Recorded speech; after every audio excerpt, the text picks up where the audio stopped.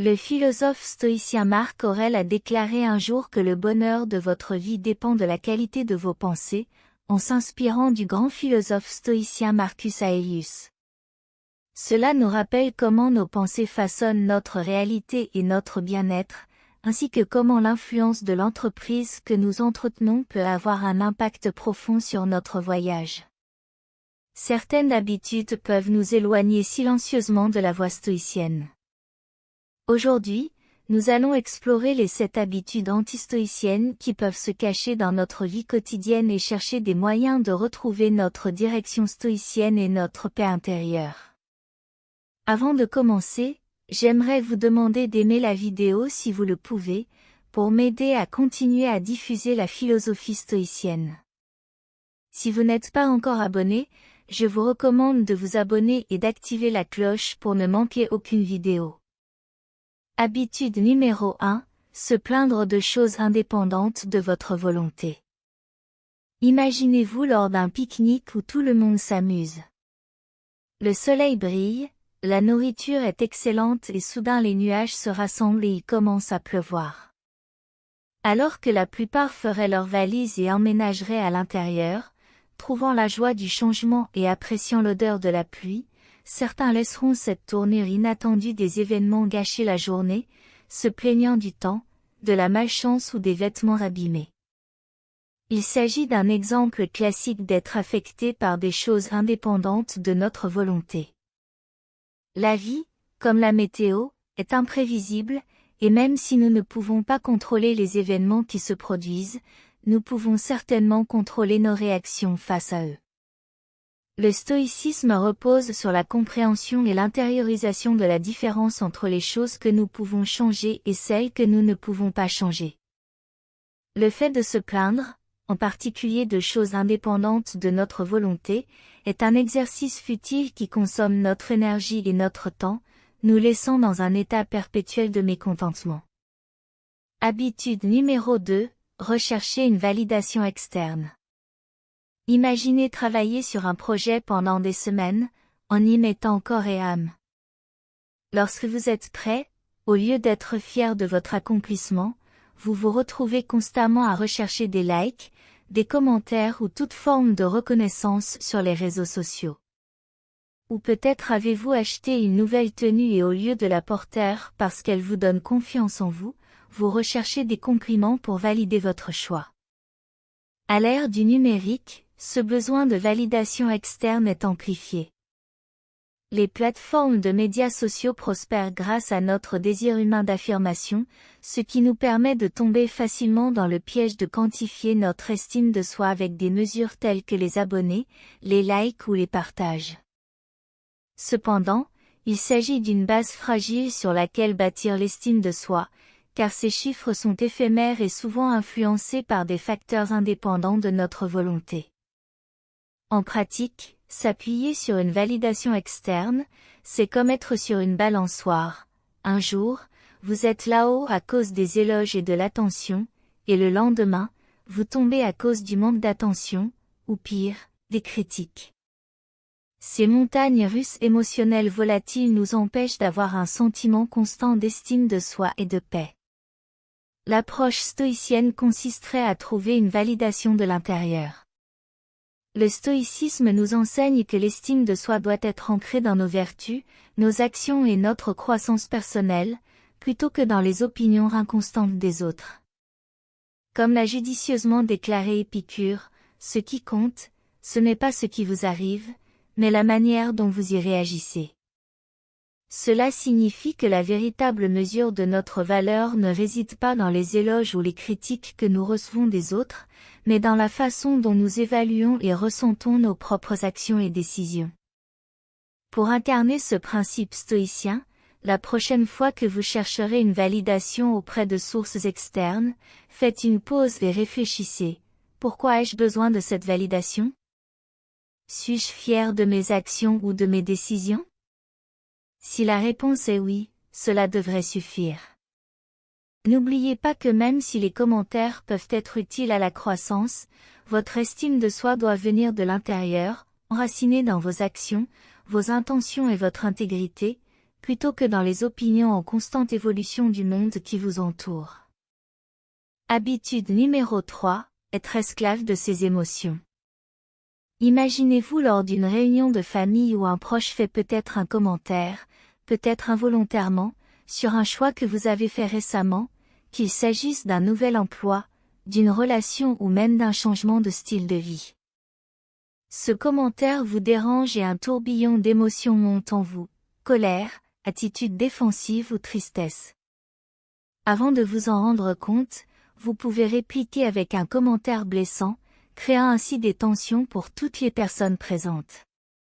C'est un exemple classique d'être submergé par les émotions. Les émotions, par essence, ne sont ni bonnes ni mauvaises, ce sont des réponses humaines innées qui fournissent des informations précieuses sur notre état mental et la façon dont nous percevons notre environnement. Cependant, devenir l'esclave de ces émotions, leur permettant de dicter nos actions sans contrôle, peut conduire à des décisions regrettables et à des relations tendues. La philosophie stoïcienne souligne l'importance de reconnaître nos émotions sans se laisser consumer par elles.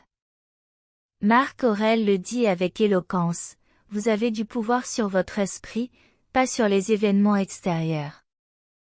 Réalisez-le et vous trouverez de la force.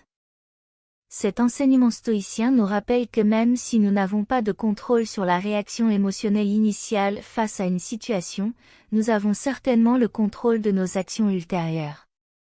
Ainsi, la prochaine fois que vous serez confronté à une montée d'émotions, qu'elles proviennent d'un commentaire d'un ami, d'une situation au travail ou de tout autre déclencheur, faites une pause, respirez et demandez-vous, ma réaction immédiate à cette émotion est la suivante. Meilleure action? Cela mènera-t-il à l'harmonie ou à davantage de désaccords? En pratiquant cette pause et cette introspection, vous cultivez la résilience émotionnelle, en vous assurant que vos réactions sont alignées avec vos valeurs et pas seulement avec des sentiments éphémères. Adopter cette approche stoïque vous permet de relever les divers défis de la vie avec un sentiment d'équilibre, en vous assurant que vous n'agissez pas sous l'impulsion d'une impulsion émotionnelle, mais à partir d'un lieu de raison, de pensée et de sagesse. Habitude numéro 4, rechercher un plaisir excessif. Imaginez entrer dans une grande place. La table du banquet est remplie d'une variété de plats somptueux, de desserts décadents et d'un flot incessant de boissons. Même s'il est tentant de se faire plaisir sans restriction, en fin de soirée, le plaisir initial peut être remplacé par des sentiments d'inconfort ou de regret. Tel est le piège du plaisir excessif. La vie offre une multitude de plaisirs, de la nourriture délicieuse aux expériences luxueuses.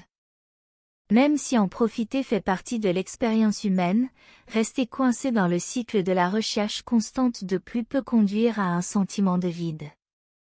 La joie passagère qu'offrent ces plaisirs peut souvent être masquée, nous distrayant de la recherche de sources de contentement plus profondes et plus significatives. L'observation profonde de Sénèque selon laquelle l'esclavage réside sous les marbres et l'or nous rappelle qu'être trop attaché au plaisir matérialiste peut nous emprisonner, restreignant ironiquement notre liberté.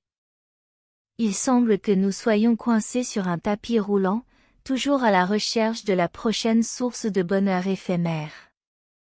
Prenons par exemple l'attrait moderne de la technologie. L'enthousiasme suscité par l'achat du dernier smartphone est indéniable, mais combien de fois cet enthousiasme diminue-t-il pour être rallumé par l'annonce d'un modèle plus récent? De même, considérons la culture du binge-watching, c'est agréable sur le moment, mais offre-t-il une véritable satisfaction durable? Pour y faire face, il est bénéfique de cultiver une attitude de modération.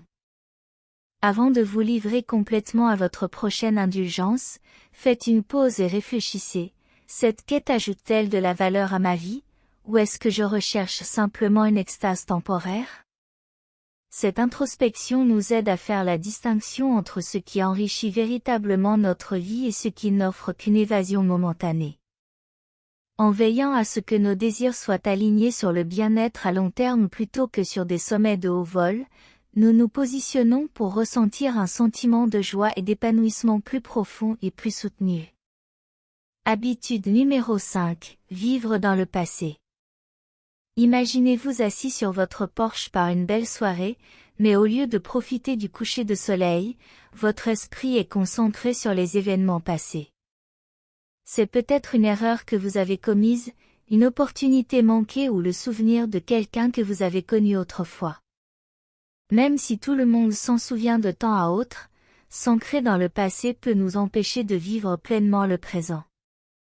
Habitude numéro 6, l'obsession du futur.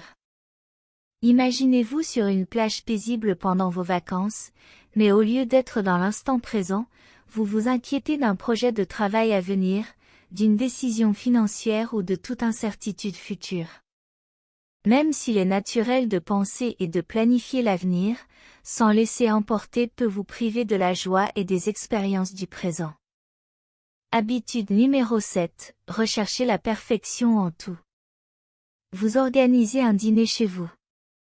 Les convives s'amusent, l'ambiance est animée et la nourriture est délicieuse. Mais au lieu de profiter du moment présent, vous vous concentrez sur le léger sursalage d'un plat ou la légère imperfection de la décoration de la table. Cette recherche incessante de la perfection dans chaque petit détail peut devenir une ombre écrasante, obscurcissant même les occasions les plus joyeuses. En réfléchissant à la sagesse des sages stoïciens, il devient clair que la conscience de soi et l'introspection sont fondamentales pour nourrir une vie équilibrée et résiliente. J'espère qu'en explorant ces 7 habitudes anti-stoïciennes aujourd'hui, vous avez trouvé des idées pour guider et améliorer votre propre chemin. N'oubliez pas que le stoïcisme n'est pas une question de perfection, mais de progrès et de perspective. Faites une pause pour vous demander, êtes-vous victime de l'une de ces habitudes? Comment corriger votre parcours et vous améliorer? Je vous encourage à partager vos réflexions et expériences dans les commentaires ci-dessous. Laquelle de ces habitudes vous a le plus marqué? Avez-vous trouvé d'autres habitudes qui remettent en question votre parcours stoïque? Créons un espace de discussion dynamique et de croissance mutuelle. Merci de vous joindre à moi et à bientôt pour notre prochaine exploration. Puissiez-vous trouver sérénité et force sur le chemin stoïque.